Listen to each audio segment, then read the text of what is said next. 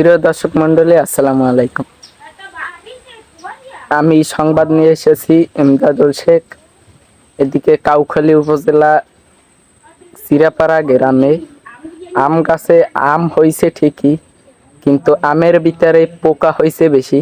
তার জন্য আম গাছ কেটে ফেলেছেন আম গাছের মালিক। পোকায় এটা ভালো ছিল।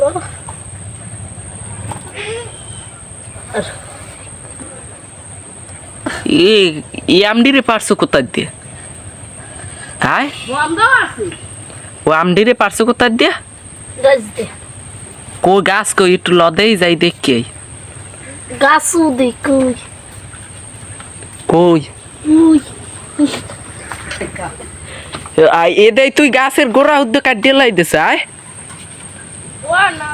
আরে ঠাল আম গাছে পোকায় দেখে সব দেশে কাটিয়ে লাগিয়ে অরণ্যর জঙ্গলে গিয়ে আটকা পড়েছেন এক অরণ্যে জঙ্গলের ভিতরে।